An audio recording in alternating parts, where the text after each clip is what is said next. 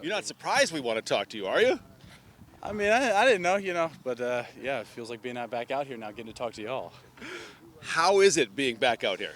It's great, I mean, when you miss an extended period of time, it's the worst. And so to be back out here with the guys and run around playing football again is awesome. You said the worst with a laugh, but I feel like you actually mean the worst. Yeah. No, I mean, you got to laugh it off, but it really is the worst. You never want to see guys go down and have long-term injuries like that. It can be a little bit isolating because you're operating on a whole different schedule, the rest of the time. Luckily, we got a great culture here, and guys pick you up, and there was other guys going through that with me last year as well. So then you kind of become a different little position group. But it's just tough, man, when you're in the meetings watching, the installs or doing whatever you can, but then at the end of the day, you got to just sit on the sideline and watch. It's hard to see your teammates go through so much work and do all the stuff that they do, and there's nothing you can do to really help. At what point did you know it was progressing well enough that, yeah, I'm going to be back, I'm going to be able to participate in camp? I mean, I think that was kind of the plan all along. We felt good about it from the jump about timeline-wise, And like I said, long-term injuries are never good, but being that early in the season that it was last year, you felt good about the fact that it could be back out here for training camp and stuff like that. Obviously, there was certain processes we had to go through to make sure I was good to go, certain thresholds you got to meet and stuff like that. But, I mean, I guess I didn't try to think too far ahead about it. I was just kind of hoping it would be there because really all you can think about is day by day, week by week, the little progress you're making. But you're confident that you're going to get there. How does it work? Like, by the time you're out here yesterday, were you confident I have no problems, I'm not going to limit myself, whatever, or is that a process that's ongoing?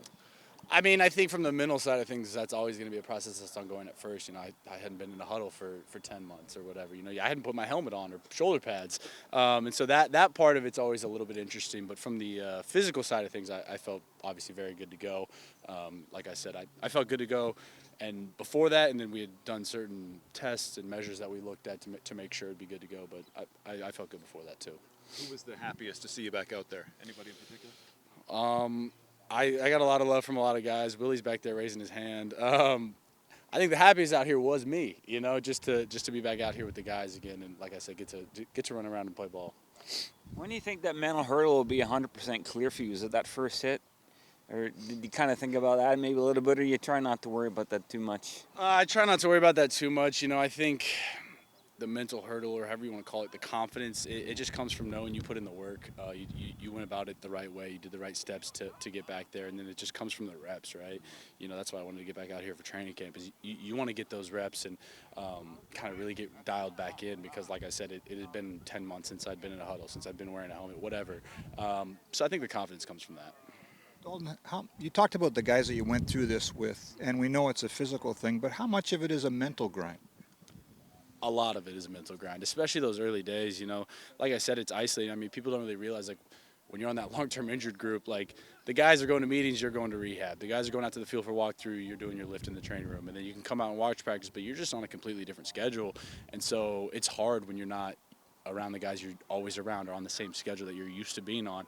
And so, yeah, I mean, for last year, for me, it was Jamal Parker and Cam Lawson. We were kind of the first three, and we were going through that long-term process together. And you really lean on those guys as well as all your teammates, right? But you lean on those other people who are going through similar struggles and kind of lift each other up. How did you not let it get you down then?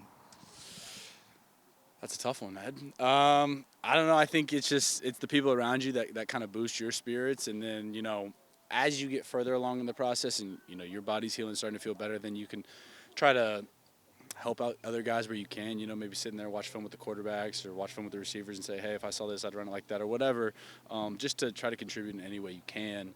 But at the end of the day, yeah, I mean, just show up and know it's still a great opportunity to work, whether you're out there or not. You got your job to do.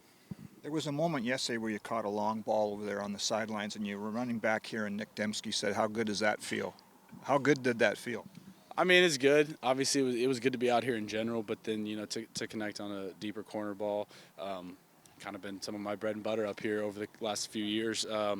It's good. It feels like I'm back. You take it for granted sometimes, don't you, until it's taken away? You mentioned that right off the top. No doubt. I think guys are, and I'm guilty of this myself, are quick to complain about, the grind of training camp or the grind of practices, and then the second you're gone, you're like, man, I'd give anything for that right now. And so it does kind of put things in perspective, right? And you're like, man, what was I complaining about before? And so, yeah, you definitely take it for granted, and then the second it's gone, you regret it pretty quick.